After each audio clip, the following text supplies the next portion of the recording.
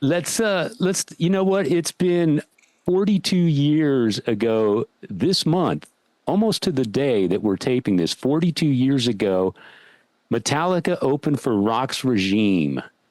And of course, Roxx Regime was Stryper before you were called Stryper. What do you remember about that gig in particular?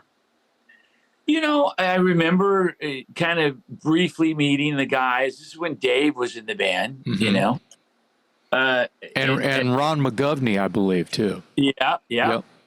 And I meeting the guys and just a quick hello. So I didn't really get to know them. I found out later down the road that Dave Mustaine, I guess, sold pot to our bass player at the time.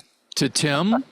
No, it wasn't. Oh, it wasn't Tim. Okay. It was actually a guy by the name of John Voorhees. Okay. And John, that name sounds familiar. That name, yeah. John Voorhees. John kind of helped get that gig because he knew Dave. That was the connection. So yeah, I found out that Dave was coming to our garage. He came a few times and was considering investing in the band. Wow. Yeah. Weird stuff. Yeah. And there you are. We played officially with Metallica. You know, they opened for us. I think that's kind of a funny little spin. Absolutely. Well, I feel like that scene was in Southern California was, here I am getting romantic again. Our followers and listeners know this about me already. I start to get real like hot. Yep. When I think about the Southern California metal scene, the budding thrash metal scene, the budding Sunset Strip, if you will, I don't know what to call it. I don't want to call it glam. And you guys were, and then there was you guys in whatever formation, whatever banner you were going under. And you guys were kind of fitting because, you know, I've always thought you guys were kind of heavy. And with these thrashing, like shredding guitar solos and shit, and you could sing any note. Yeah, what note you want, I can hit it. Oh, you want me to higher? Okay, like Roger Taylor high? No problem, you know. And I think that it was a great time in Southern California, and I know that that's why Dave brought this up. But the fact that there was thrash metal bands playing with whatever you guys would call yourself back then, where you go, what would you, how would you, if you made a flyer in 1982, what would it say to sort of describe what your message was? Oh man. Well, at the time our message wasn't the Stryper message. Oh, okay. This is right before we rededicated our lives and decided to change the lyrics and turn everything. But Roxx Regime, what was that kind of starting to be about? We were singing about girls and rock and roll. Yeah, girls and drinking and having fun, partying, you know. Yeah, rock and roll. Young devices. Oh yeah, but at the same time, we had, you know, when I was 12, we got involved in a church, and through Jimmy Swaggart, believe it or not, a Southern Baptist church, and you know, we're Christians, fell away from that, did the whole sex, drugs, and rock and roll thing at an early age, and then became Stryper when I was 20. So this was pre-Stryper. This was before we had made that move. And how old are you now, Michael? I'm 61. 61. Ah, you're young. Yeah. You're still young to me. I'm 59, so I'm just kind of, you know, when I grow up to 61, I want to be like Michael. Sweet. Michael's been living right for a lot of years. Oh, yeah. Well, yeah. I have and I haven't. I mean, I enjoy an occasional cigar and some bourbon here and there and stuff. But I mean, I try to do everything in moderation and not abuse anything. And I try to take care of myself. You know, whether that's worked or not, I have no idea. Well, I've heard throughout the years that you guys have had some parties. Oh yeah, sure, yeah. Well, they were on the Sunset Strip with Roxx Regime. Well, yeah, they grew up in Southern California. That showed the rest. Stephen Piercy showed the rest of the world how to party. So of course, Stryper has had some parties. So back then, man, I used to, we'd play Gazaris and we'd go out and have a few drinks, go play again, have a few drinks, go play again. We did 3 sets with Rat. yeah, And Steven and I and Rob, we would all be hanging out front, smoking Shermans and drinking, Jack and Coke.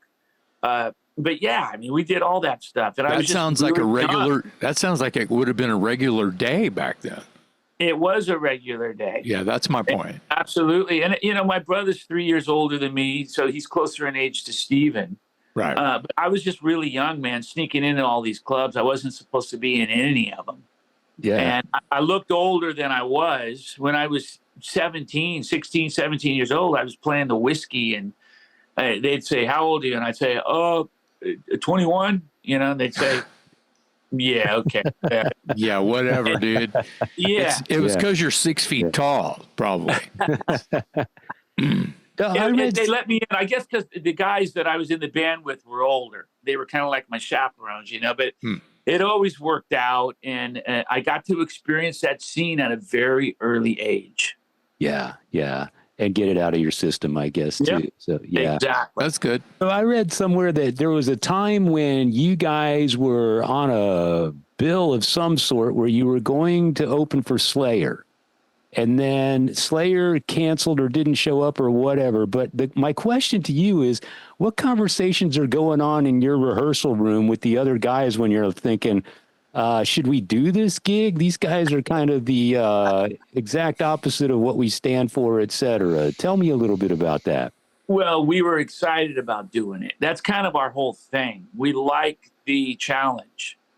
We like going into unknown territory and accomplishing greatness. And we've done that time and time again. We play with a lot of bands.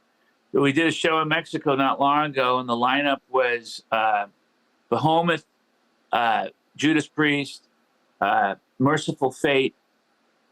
Took a photo with King Diamond. Yeah, I saw that. I thought that was awesome. Yeah. Yeah. I mean, we've been doing this from the very beginning, playing with these kinds of bands. So playing with Slayer was like, it would have been like playing with the Bee Gees for us, Another day. Right. Yeah. Yeah. Exactly. Yeah, I look at that, especially nowadays, especially festivals, I should say, because they're not going to have a thrash metal stage and a classic rock stage and a country stage. They're just putting everybody together. Do you remember? Of course you remember, you're of age, where AC/DC would tour with Journey and the Bee Gees would play with, the Rolling Stones or whatever, It was just everything was just rock and roll back then. Yeah, it was totally. Frank Zappa would play with AC/DC or whatever, it's. Yeah, and I miss them. Those were the best shows, package shows ever put together. And I remember there was one I think I saw was Van Halen. Journey.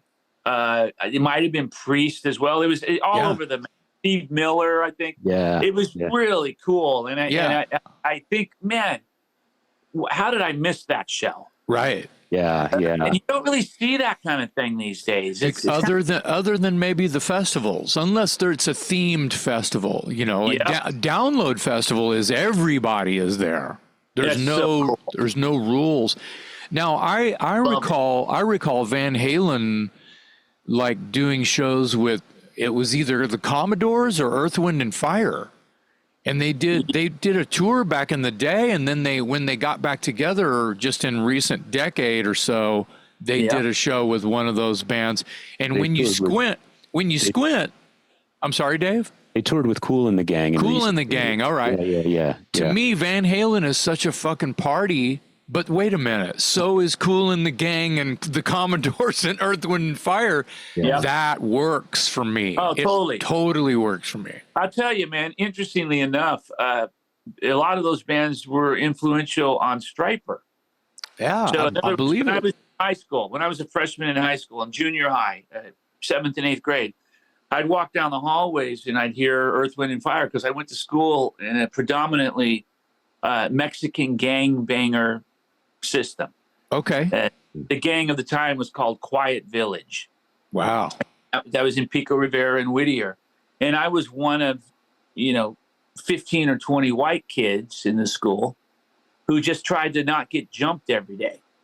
Yeah. You know, because they were jumping. Everyone was getting jumped. It didn't matter who you were, or you know, Oz, I think got jumped a few times, and he's Mexican. You know, but he had long hair, and they didn't like it, whatever. But they loved Earth, Wind, and Fire and all that stuff, and they would blast it. And I got into Earth, Wind, and Fire. We covered an Earth, Wind, and Fire song, Shining Star. So yeah, that's right. You guys did that. So that was a great version. Yeah, and if you recall, Van Halen covered a lot of those cool songs back in the day. Yeah, because I think Roth more so was influenced by the R&B stuff and some of those bands. Totally.